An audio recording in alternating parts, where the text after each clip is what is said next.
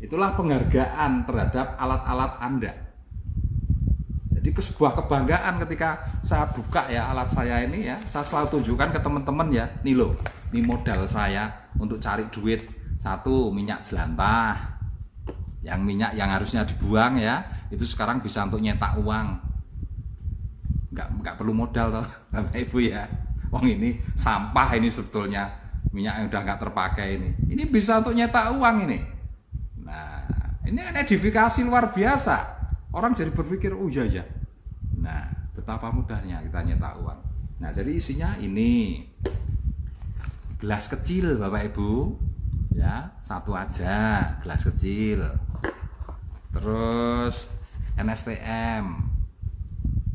Nah, saya juga bawa betadin. Nah, ini saya juga bawa betadin, ya. Kemudian saya juga bawa mie. Nah, nanti tinggal dipotong kecil-kecil tik buat demo dikit-dikit. Ya. Ini edifikasi. Coba kalau Anda tunjukkan pada downline. Edifikasi pada alat dong. Nah, kalau Anda hanya ngomong aja, gimana downline akan menduplikasi Anda? Ya, di mana downline akan percaya pada Anda kalau Anda hanya ngomong aja, nggak bisa nunjukkan bahwa Anda punya alatnya untuk demo. Nah, ini hal-hal yang seperti ini kelihatannya sepele Bapak Ibu ya, tapi ini penting banget ini.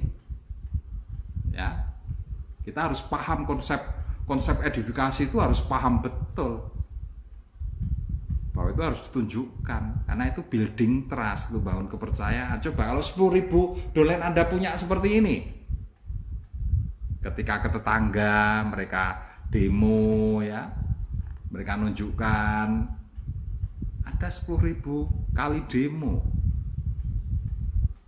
ya, kalau mereka masing-masing demo 10 kali, berarti 10.000 kali 10. Di grup Anda ada 100.000 kali demo Bapak Ibu. Kalau lakunya cuma satu saja, berarti ada 100.000 NSTM di grup Anda. Omsetnya berapa? 37 kali 100.000. 3.700.000 PV. Bonus Anda berapa? Laba eceran stokisnya berapa, HSHD-nya berapa, bonus stokisnya berapa, bonus SC-nya berapa, ya, belum lagi ribet tabungannya berapa. 100.000 itu setara dengan kalau ribetnya kali 2.000 ya, itu berarti berapa itu? 2 miliar ya. Nah, itu akan terbagi 2 miliar akan terbagi untuk SC. Nah, 1 miliar dong. Itu baru kita mikir bisnis tenan, Bapak Ibu. Ya, edifikasi ya luar biasa, karena semuanya itu tergantung kepercayaan, building trust-nya.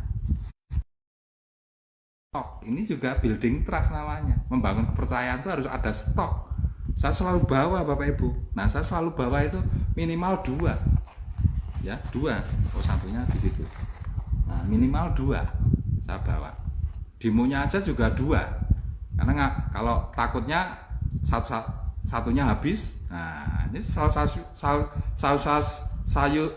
selalu siapkan cadangannya Bapak Ibu. Coba. Nah, tunjukkan juga duitnya. Hasil closingannya saya taruh di sini. Nah,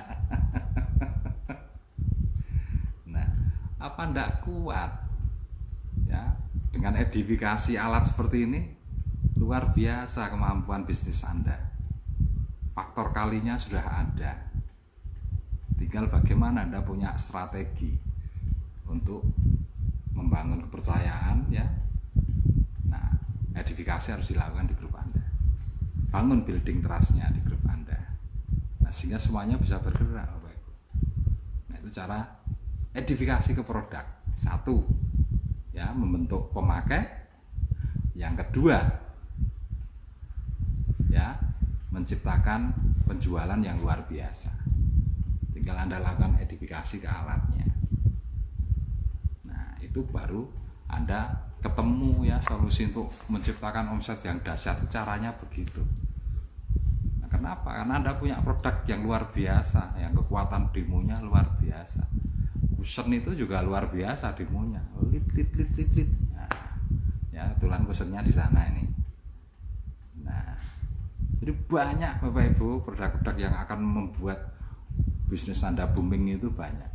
Tapi yang penting tadi, seorang upline harus pandai mengedifikasi produk, membangun building dream, membangun kepercayaan di downline-nya. Ya, edifikasi ke upline, edifikasi ke downline, membangun kepercayaan sehingga terbentuk tim yang solid, tim yang penuh loyalitas, tim yang penuh penghargaan, tim yang penuh penghormatan. Nah, di dalamnya lagi diisi dengan kekuatan edifikasi produk. Ya, tim yang loyal tadi terbentuk pemakai produk, terbentuk pemasar-pemasar yang handal, pemasar-pemasar yang siap, ya, edifikasi alat. Nah, itu akan semakin mempermudah terciptanya omset yang luar biasa. Nah, selanjutnya, selain edifikasi produk ya, Anda sudah mengerti efeknya. Nah, edifikasi alat berikutnya apa? Nah, edifikasi buku ya, edifikasi pendidikan. Ya, buku Anda juga harus bisa menunjukkan Bapak Ibu. Nah, ini salah satu buku bestseller saya sejak dulu ini. Nah, Anda bisa tunjukkan. Jangan cuma tunjukkan begini, bacakan Bapak Ibu. Ya, bacakan cerita. Ya, salah satu cerita yang menarik di sini adalah cerita bagaimana cerita berpikir besar Bapak Ibu. Ya. Nah, jadi ada cerita mengenai seorang karyawan ya. Nah, karyawan itu mengerjakan hal yang sama, tapi ada satu karyawan kok omsetnya lebih besar lagi. Kenapa? Nah, karena karyawan yang berbeda ini punya pemikiran yang lebih besar. Besok kita akan bahas juga ini. Yang mengenai buku ini akan kita bahas. Ya, nanti di Rabu berikutnya. Kita akan khusus membahas berjiwa besar, mencari kawan dan orang lain ya. Kita belajar mengenai cara bagaimana nanti berkomunikasi. Kalau berpikir besar itu bagaimana kita belajar memotivasi diri untuk selalu berani berpikir besar. Dan inilah luar biasa bukunya, karena saya pribadi ya berubah itu karena buku ini Bapak Ibu. Terus terang ini buku pertama kali yang saya baca. Nah, ini cara bagaimana bahasa mengedifikasi buku.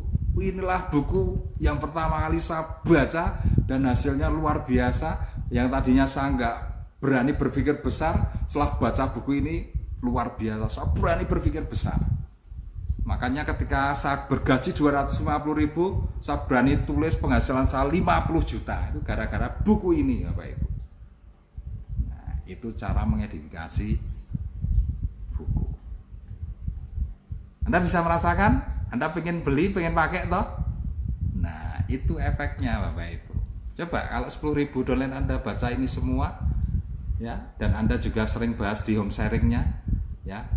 Satu bab dibacakan, dibahas untuk motivasi, untuk menambah pengetahuan, untuk membentuk mental karakter ya, membentuk karakter never give up ya. Nah, itu efeknya luar biasa nanti. Efeknya sangat dahsyat sekali Bapak Ibu. Nah, ini cara mengedifikasi buku. Mengedifikasi pendidikan, ya Anda cerita. Ya, di pendidikan itu Anda bertemu dengan siapa, ya, mendapat motivasi seperti apa, ya, bertemu dengan leader-leader yang punya kreativitas yang sangat tinggi, ya, bertemu dengan leader A, leader B, leader C, leader wah, kita sekarang sudah lebih semangat, berbeda cara berpikirnya, waduh, sudah lain dengan orang sekitar kita. Coba kalau Anda bicara seperti itu di hadapan downline Anda, mereka pengen enggak? Apalagi di dalam pikiran mereka sudah tertanam figur, ya, figur orang sukses yang Anda bicarakan di pendidikan tadi. Ketika Anda tawari, ini ada lagi pendidikan, ya, pembicaranya upline kita yang luar biasa. Nah, ini akan diadakan bulan depan. Dan tiketnya ini baru kemarin sudah diumumkan saja, sudah 70% tiketnya sudah laku.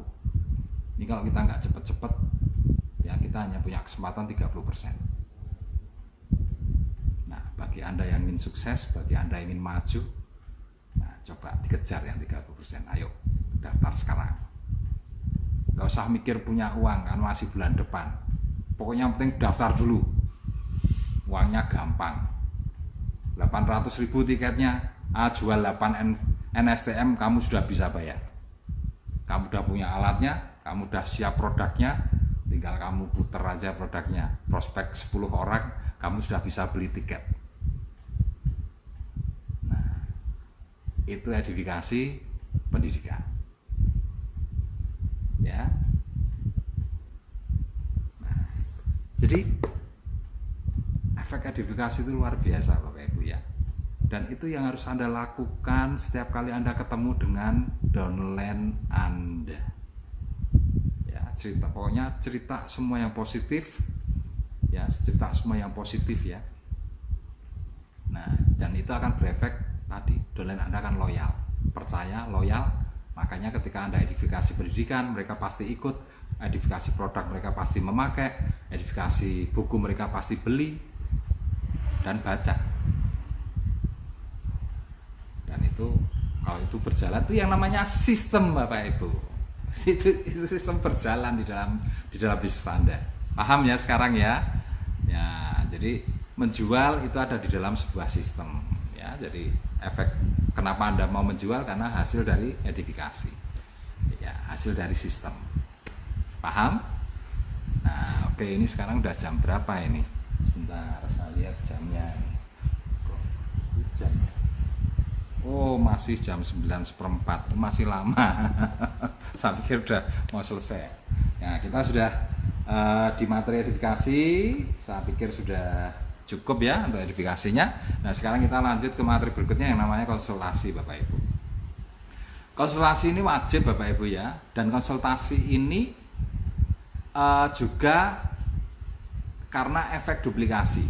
Jadi konsultasi yang benar, ya, itu kita bertanya, ya, bertanya ke upline, ya, bertanya ke upline, kita tunjukkan, ya, perkembangan bisnis kita seperti ini. Nah, dan pertanyaannya ke upline yang terkait dengan perkembangan bisnis, itu yang namanya konsultasi. Dan konsultasi itu tetap ke atas, Bapak Ibu, ya, ke atas. Konsultasi tidak ke samping. Kalau ke samping itu namanya cross lining, ya. Konsultasi itu harus ke jalur upline-nya, ya, bukan ke yang lain. Nah, jadi ini alur duplikasinya tetap berjalan. Jadi Anda konsultasi ke upline itu artinya apa? Anda mengedifikasi upline, ya, Anda mengedifikasi upline. Nah, terus bagaimana cara Anda menjawab di setiap konsultasi? Nah, bahasa menjawab di setiap konsultasi itu bahasanya harus seperti ini, ya. Misalkan downline bertanya, Bu, gimana kita menciptakan omset itu gimana? Oh, cara menciptakan omset ini, nah, ini kebetulan kemarin kita baru aja belajar dari upline kita. Nah, caranya begini. Nah, kembali lagi ke edifikasi. Cara menjawabnya juga dengan pola edifikasi. Ya, jadi selain menjawab pertanyaan di titik konsultasi, Anda juga terus mempromosikan upline Anda. Nah, jadi sekali kayu 2-3 pulau terlampaui, Bapak Ibu. Itu cara yang benar dalam menjawab konsultasi downline Anda. Jadi menurut upline saya, ya, menurut Pak Didi, menurut Pak Agus Wit, menurut Bu Elizabeth, menurut Pak Rudi, menurut Bu Sulis, menurut Pak Bambang, menurut Pak Tias, misalkan itu upline Anda, misalkan, ya, bukan crossline, ya, misalkan itu upline, ya. Nah, itu seperti ini cara menciptakan omsetnya. Nah, itu untuk kata pembukanya. Setelah itu jelaskan aja. Nah, ya. Jadi itu cara menjawab yang benar di konsultasi seperti itu. Terus kalau Anda ditanya, ada downline Anda konsultasi, terus Anda belum pernah melakukan konsultasi mengenai pertanyaan itu. Ya, terus gimana jawabannya? Nah, di sini Anda tidak boleh menjawab dengan pikiran Anda sendiri, tidak boleh. Ya, kalau Anda belum pernah konsultasikan pertanyaan itu, ya Anda harus konsultasikan dulu ke upline. Ya, dijawab begini, oh ya Pak, pertanyaan Bapak ini luar biasa sekali ya. Ini pertanyaannya ini terus terang yang bisa menjawab itu upline Pak. Ya, saya belum bisa menjawab pertanyaan ini. Ya, ini pertanyaannya luar biasa. Oke, saya konsultasikan dulu ke upline Pak. Nanti dari upline seperti apa jawabannya akan saya sampaikan ke Bapak.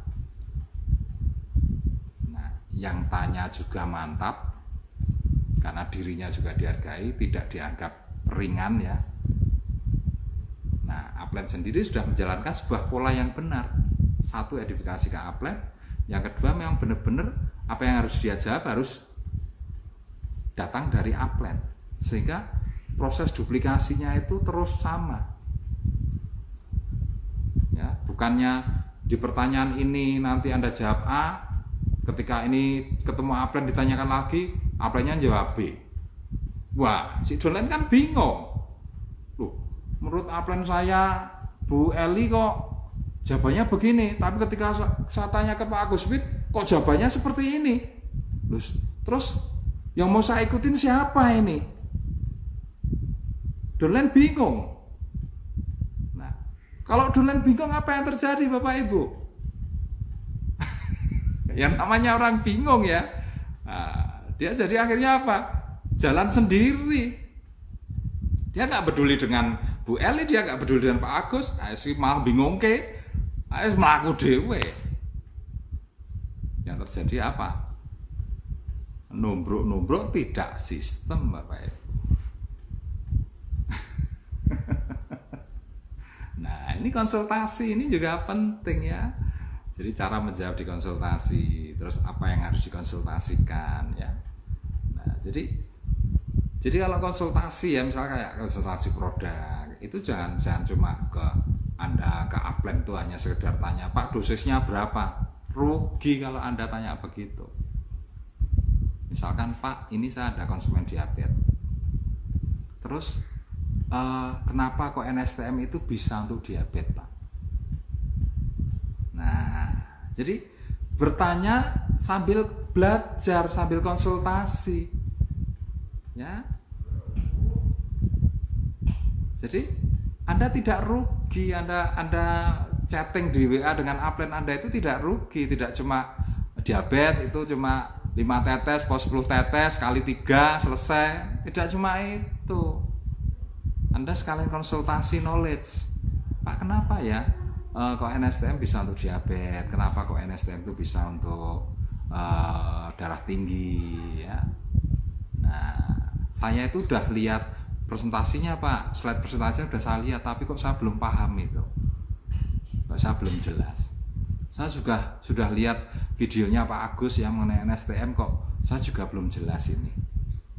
Nah, bisa nanti dari situ kan apa yang akan menjelaskan Bapak Ibu. Ya, nah jadi itu cara-cara konsultasi. Ya seperti tadi ada yang konsultasi, Pak, ini baiknya gimana? Saya itu udah bisa rekrut sekian banyak orang, terus sebaiknya gimana? Ya saya tanya, menurut upline kamu seperti apa? Konsultasi ke upline kamu dulu. Ya, nah nanti ketika dia konsultasi ke upline, seperti apa konsultasinya? Kita juga harus diberitahu, oh upline saya mengajarkan begini Pak. Nah kalau itu yang dikatakanlah upline itu keliru, berarti upline itu nggak pernah konsultasi masalah itu. Ketemu kan, nah dari situ bisa dirunut. Kita tarik lagi ke bawah ke upline tadi, tek, kita kasih tahu. Tadi ada downline kami yang konsultasi seperti ini ya. Terus jawaban kamu seperti apa? Oh, itu jawabannya kurang tepat. Harusnya begini. Nah, kita kasih penjelasan ke dia. Nah, terus tolong dijawab kembali ya ke downline kamu yang konsultasi tadi. Nah, itu cara membetulkan pola-pola konsultasi. Nah, sehingga biar kesalahan yang terjadi itu segera dibetulkan. Karena kalau ini dibiarkan, ya ibaratnya kita itu mau berjalan ya, kita nyerong 1 derajat di awal, itu ketika semakin jauh, wah itu bisa nyerongnya bisa berpuluh-puluh derajat. Nah, sama juga ketika kita memberikan konsultasi yang keliru, nanti ke bawahnya juga semakin keliru Bapak Ibu. Sampai ke ujung jaringan Anda juga akan keliru. Hasilnya apa ya? Kembali lagi, bisnis Anda akan patah ya, akan runtuh pelan-pelan dari ujung ini. Nah, akan runtuh. Nggak bisa jangka panjang lagi. Yang terjadi, Anda harus bangun lagi dari awal, pasukan baru lagi. Nah, harapan saya dengan konsultasi yang benar ya, dengan alur konsultasi yang benar ini, nah harapan saya terjadi duplikasi yang benar. Dan orang mau konsultasi ke upline itu bisa terjadi konsultasi ke upline karena apa? Karena ada edifikasi yang berjalan di situ. Ya, edifikasi upline dan downline tadi. Nah, dan efeknya ini ke duplikasi. Ya. Nah, jadi duplikasi itu tinggal ngikutin edifikasi sebetulnya. Kalau edifikasi jalan, konsultasi akan jalan. Nah, dari konsultasi yang jalan itu akan muncul duplikasi. Nah, semuanya akan terjadi duplikasi yang bagus. Nah, kemudian yang terakhir Bapak Ibu ya, no cross lining. No cross lining itu apa artinya? Bukan berarti kita tidak boleh bicara sama crossline. Ya, padahal crossline itu sahabat kita tidak boleh bicara dengan itu. Bukan. Boleh Anda silaturahmi ke crossline Anda, boleh. Cuma pesan saya, jangan membicarakan bisnis di situ. Ya, karena terus terang Anda tidak tahu, ya, Anda tidak tahu apa yang dipikirkan oleh crossline Anda. Kalau crossline Anda dia dapat grup yang kurang kondusif ya, edifikasinya nggak jalan di situ, bahkan di situ terjadi clash antara upline dan downline. Ketika Anda konsultasi ngobrol masalah bisnis dengan crossline Anda ini, yang terjadi apa? Ini pasti cerita hal-hal negatif mengenai bisnis NASA. Ya, cerita hal-hal negatif tentang upline, cerita hal-hal negatif tentang downline, hal-hal negatif tentang produk dan lain sebagainya. Apa yang terjadi? Nah, Anda yang ada di hadapannya akan jadi lemah atau akan jadi semakin kuat? Saya mau tanya. Jawabannya cuma satu Bapak Ibu. Anda akan jadi semakin lemah. Pulang dari tempat teman malah nggak semangat, tapi malah loyo. Wah ternyata NASA begini, wah ternyata aduh upline begini, ternyata wah yang jual-jual produk murah itu stokis, wah ternyata sudah sampai rumah geletak. Yang terjadi mundur tanpa berita. Tahu-tahu males, tahu-tahu nggak mau, tahu-tahu sudah lupa dengan impiannya, lupa dengan masa depannya. Nah, itu yang terjadi. Jadi no crosslining itu hanya satu, jangan bicara bisnis dengan crossline Anda. Kalau Anda mau bicara bisnis ya dengan upline Anda dalam wujud konsultasi. Ya, dalam wujud konsultasi. Nah, itu bicara bisnis dengan upline Anda. Dan konsultasi saya sarankan tidak di grup ya. Ya, jadi Anda jangan konsultasi. Kadang-kadang kan konsultasi itu kan sifatnya pribadi ya. Kadang-kadang ada hal negatif yang ada di situ ya. Jangan dibicarakan di grup. Misalkan konsultasi produk, kenapa kok ini pakai produk ini jadi malah seperti ini. Nah, itu jangan. Ya, konsultasilah secara pribadi dengan upline Anda. Untuk hal-hal yang kurang baik ya, itu jangan dimasukkan ke grup. Apalagi ini banyak grup yang terbuka ya, semuanya boleh masuk, crossline yo masuk, jadi satu jadi situ. Wah, itu sebenarnya bahaya sekali itu. Ya, sangat bahaya sekali ketika yang di situ masuk konsultasi yang sifatnya negatif. Coba Anda bisa bayangkan. Kasihan dolen-dolen Anda yang ada di situ, Bapak Ibu. Kasihan. Apalagi mereka baru masuk, ya, distributor masuk ke grup yang di situ semuanya bebas. Mbuh Aplen, mbuh Downline, mbuh Crossline ngomong sakarepe dhewe nek kono. Tidak ada edifikasi sekalipun di situ.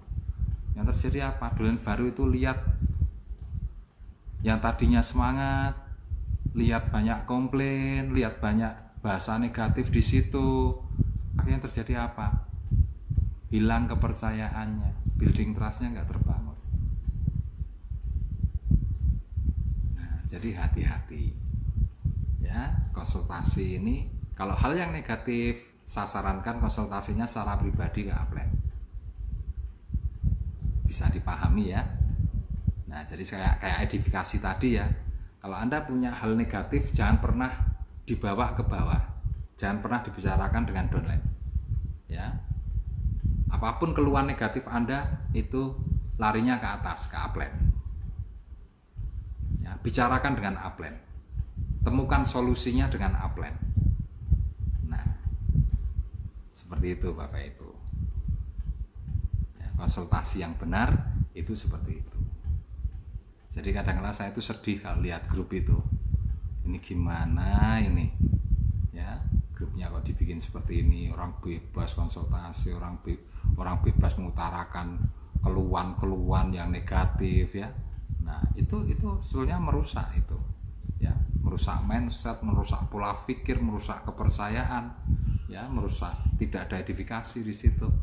Nah, sehingga yang membaca itu akhirnya ya terpengaruh. Yang repot juga Aplennya lagi Bapak Ibu. Tadinya semangat kok jadi tidak semangat. Ternyata lihat di grup seperti itu. Nah, ya, jadi tolong grupnya bisa diperbaiki ya. Grupnya diperbaiki. Bahasa-bahasa konsultasinya diperbaiki ya. Jangan sampai ada keluhan di situ. Ya, bahasa semangat saja yang muncul di grup ya. Cerita-cerita yang memotivasi ya. Video-video yang memotivasi ya, video kesaksian itu malah bagus, masukkan ke grup itu. Anda amal ya, ada amal ya, jadi jangan ragu, masukkan aja di grup video. Saya ada kesaksian seperti ini, bagus, grup ya untuk beramal ya. Kalau teman-teman jadi semangat ya dengan itu kan, nah itu salah satu amal Anda ya. Dan itu coba Anda bisa bayangkan, teman yang tadinya tidak semangat lihat video yang Anda buat, dia jadi semangat, walaupun untuk crossline Anda dia jadi berhasil ya, anak cucunya bahagia. Karena apa? Diawali dari video Anda. Itu tabungan amal yang luar biasa. Dan itu pantas sekali lagi disyukuri Bapak Ibu. Ya. Sangat bisa dipahami ya Bapak Ibu semuanya ya. Jadi itulah yang namanya sistem, 4 pilar sistem itu ya. Jadi edifikasi, konsultasi, duplikasi, dan no cross-lining. Jadi simpel banget ya. Nah, terus mungkin ini masih ada sisa waktu 30 menit. Ada yang mau bertanya ini? Kalau bertanya ini, kadang-kadang saya baca itu belum selesai baca sudah ketimpa yang lainnya ini.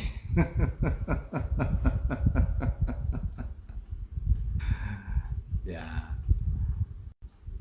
Ya, ini belum ada yang bertanya ya.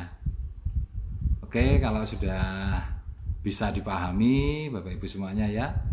Harapan saya cuma satu ya. Tetap landasan kita itu syukur Bapak Ibu. Ya, karena semuanya itu diawali dengan hati yang bersih dulu. Ya, Anda mau mengedifikasi Aplen itu kalau hati Anda bersih terhadap Aplen, saya jamin dengan tulus ikhlas Anda akan mengedifikasi Aplen. Kedolen juga begitu. Kalau Anda syukuri dolen Anda, hati Anda bersih, ya, Anda pasti dengan tulus ikhlas akan mengedifikasi dolen Anda. Nah, dan efeknya apa? Harapan saya terbentuk jaringan yang penuh rasa percaya ya, antara Aplen, downline, ya, percaya dengan Aplen, percaya dengan downline, percaya dengan produknya, percaya dengan konsep konsultasinya, ya, dan jangan melakukan no cross lining. Nah, sehingga terjadi satu konsep duplikasi yang baik. Nah, sehingga Anda akan bisa membentuk tim yang di situ kepercayaan menjadi pondasinya, ya. Rasa syukur menjadi apa yang selalu dilakukan setiap hari. Ini pondasinya rasa syukur, mencipta kepercayaan, mencipta loyalitas, mencipta penghargaan, mencipta rasa hormat, ya. Nah, itu akan jadi grup yang solid kalau di dalamnya berisi cara berpikir seperti itu. Anda akan punya grup yang long term, yang jangka panjang, yang insya Allah ketika itu Anda wariskan ke anak Anda. Nah, 4 sistem ini sudah berjalan di dalam bisnis Anda ini, sehingga anak Anda tinggal terima warisan bonus Anda suatu saat nanti. Insya Allah semoga itu bisa kita jalankan semuanya, Bapak Ibu. Ya, kita doakan bersama, kita syukuri terus, ya, bisnis NASA kita syukuri diri kita syukuri produk kita syukuri suami kita syukuri istri kita syukuri anak kita. Prinsipnya, jadilah orang yang pintar bersyukur. Nah, sistem akan berjalan di dalam diri Anda, keluarga Anda, bisnis Anda, dalam kehidupan Anda sehari. Sistem akan berjalan kalau Anda pintar bersyukur. Itu resep untuk sukses dunia akhirat, Bapak Ibu. Oke, itu saja yang bisa saya berikan malam hari ini, ya. Kita belajar bersama.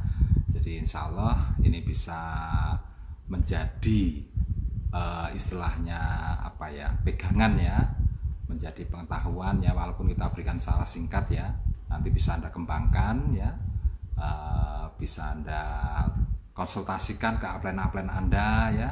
Kalau ada yang kurang silakan ditambah, kalau ada yang berlebih ya silakan dikurangi, ya. Harapan saya yang terpenting Anda mau melakukannya, ya. Doa saya cuma satu, Bapak Ibu, ya, semoga Anda semuanya sukses, karena itu adalah impian saya yang tidak pernah terputus. Jadi saya harapkan Anda juga sebagai upline juga punya impian yang sama dengan saya, ingin mensukseskan dolen-dolen Anda.